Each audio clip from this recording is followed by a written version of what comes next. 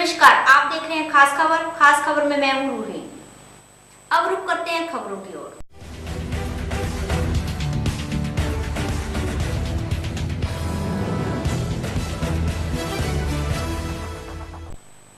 दसवीं और 12वीं की बोर्ड की परीक्षाओं में नकल के लिए बदनाम हो चुके भिंड जिले में इस बार नकल न हो सके, इसके लिए प्रशासन जुटा हुआ है। बाल सभाओं का आयोजन किया जा रहा है, छात्र रैलियां निकाली जा रही हैं, तो नकल न करने की शपथ छात्रों को दिलाई जा रही है। कलेक्टर इलैया राजा ने यह मुहिम शुरू की है और इस पर एक कविता भी लिखी गई है।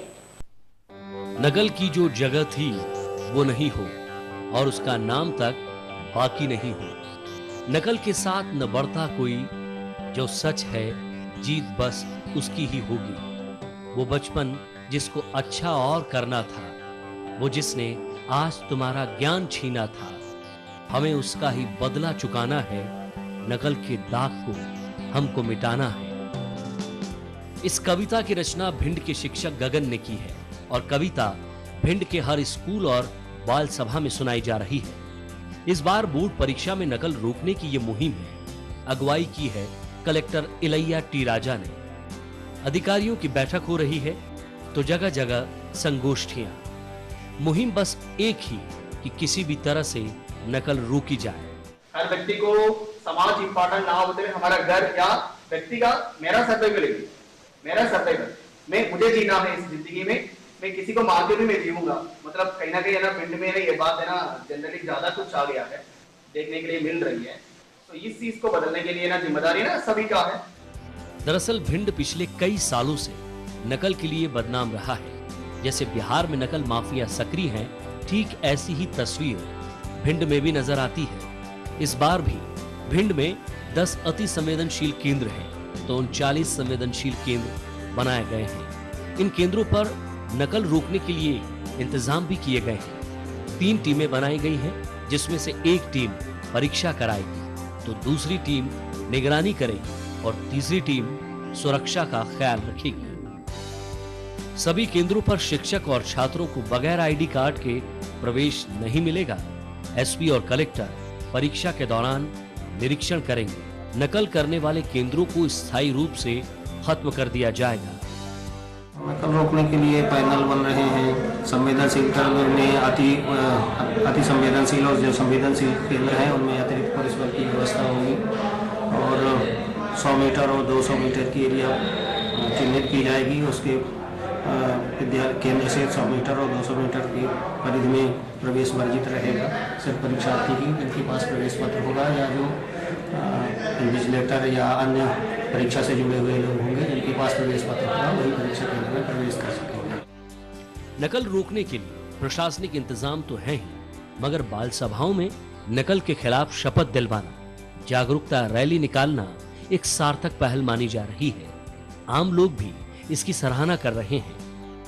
जो पहल की जा रही है और जो शिक्षा माफिया यहाँ हावी है, इसको खत्म होना, इसको मतलब बिल्कुल जो इसको कहते हैं कि किसी भी तरह हावी न हो पाए। ये जो अलग अलग जो दुकानें भिंड के अंदर खोली गई हैं, इस पे कमांड कसना कलेक्टर साहब की बहुत ही आवश्यक है।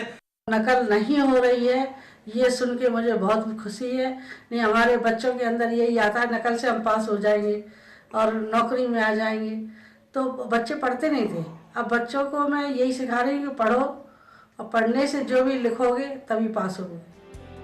मार्च से बोर्ड की परीक्षाएं शुरू होगी और पिछले 1 महीने से ये मुहिम लगातार पूरे जिले में चलाई जा रही है। जाहिर है कि मुहिम कितनी सफल हुई, इसका पता तो परीक्षा के दौरान ही पता चलेगा।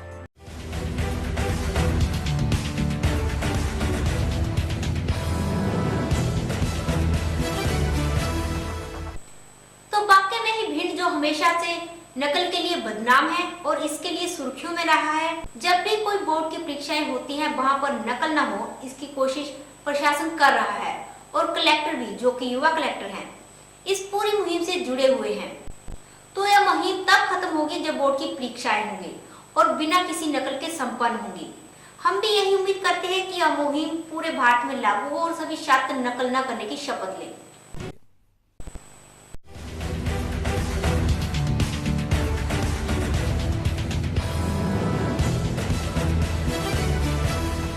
डिनर की परंपरा शुरू करने को कहा, लेकिन इस परंपरा की शुरुआत के दिन ही मामला टल गया। सीएम की तबीयत खराब हो गई और उन्होंने बुधनी दौरे समेत सभी कार्यक्रम रद्द कर दिए। सीएम का कार्यक्रम रद्द होते ही गोपाल भार्गव के घर लगा टेंट उखड़ गया और डिनर डिप्लोमेसी टल गई। हमको चिट्ठी तो मिली है, पर वो सूचना और मिल सकती है कि भाई प्रोग्राम निरस्त भी हो सकता है। हमारा अगर मुखिया कार्यक्रम में नहीं रहेंगे तो अच्छा भी नहीं लगेगा, क्योंकि ये पहली शुरुआत है कि कैबिनेट के बाद में मंत्रियों के यहाँ पे भोजन के लिए सभी मंत्री को आमंत्रित करने का जो निर्णय था। सवाल यह है कि आखिर इसकी जरूरत क्या पड़ी। भूपेंद्र सिंह कहते हैं कि हनुवंतिया टापू पर कैबिनेट बैठक के दौरान सीएम ने ये बात कही थी, इससे मंत्रियों के बीच अनौपचारिक बातचीत भी हो जाती और परंपरा का निर्वहन भी हो जाता। वित्त मंत्री जयंत मलैया भी इसे बेहतर कदम मानते हैं। वहाँ पर ये विषय आया था कि जब जिस दिन कैबिनेट होती है तो किसी न किसी मंत्री के यहाँ भोज रात्रि का हो जाए। एक सामान्य परंपरा है, भोज तो कोई कभी भी दे सकता है, एक सामान्य परंपरा है, तो आगे होगी। बहुत अच्छी बात है ये, अनौपचारिक चर्चा मंत्रीगण आपस में कर सकें और ये अच्छी पहल है और मैं समझता हूँ कि लगातार जारी रहना चाहिए। इसका मैं स्वागत करता हूँ।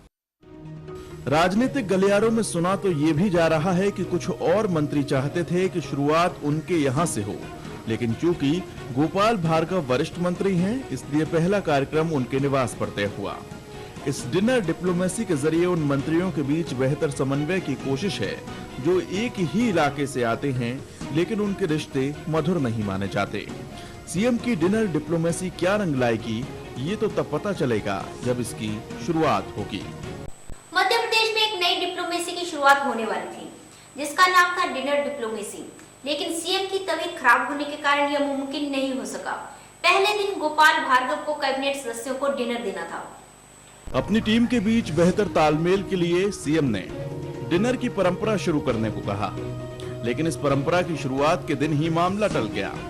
सीएम की तबीयत खराब हो गई और उन्होंने बुधनी दौरे समेत सभी कार्यक्रम रद्द कर दिए।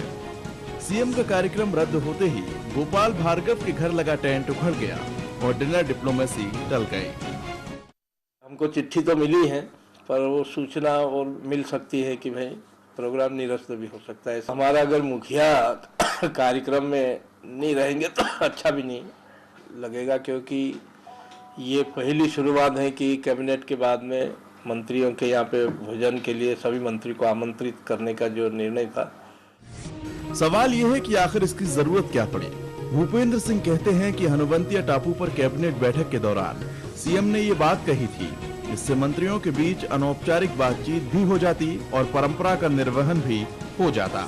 वित्त मंत्री जयंत मलैया भी इसे बेहतर कदम मानते हैं। वहाँ पर ये विषय आया था कि जब जिस दिन कैबिनेट होती है तो किसी न किसी मंत्री के यहाँ भोज रात्रि का हो जाए। एक सामान्य परंपरा है, भोज तो कोई कभी भी दे सकता है, एक सामान्य परंपरा है, तो आगे होगी। बहुत अच्छी बात है ये, अनौपचारिक चर्चा मंत्रीगण आपस में कर सकें और ये अच्छी पहल है और मैं समझता हूँ कि लगातार जारी रहना चाहिए। इसका मैं स्वागत करता हूँ। राजनीतिक गलियारों में सुना तो ये भी जा रहा है कि कुछ और मंत्री चाहते थे कि शुरुआत उनके यहाँ से हो, लेकिन चूंकि गोपाल भार्गव वरिष्ठ मंत्री हैं, इसलिए पहला कार्यक्रम उनके निवास पर तय हुआ। इस डिनर डिप्लोमेसी के जरिए उन मंत्रियों के बीच बेहतर समन्वय की कोशिश है जो एक ही इलाके से आते हैं, लेकिन उनके रिश्ते मधुर नहीं माने जाते। सीएम की डिनर डिप्लोमेसी क्या रंग लाएगी, ये तो तब पता चलेगा जब इसकी शुरुआत होगी। इसी के साथ खास खबर में आज बस इतना ही। मुझे दीजिए इजाजत। नमस्कार।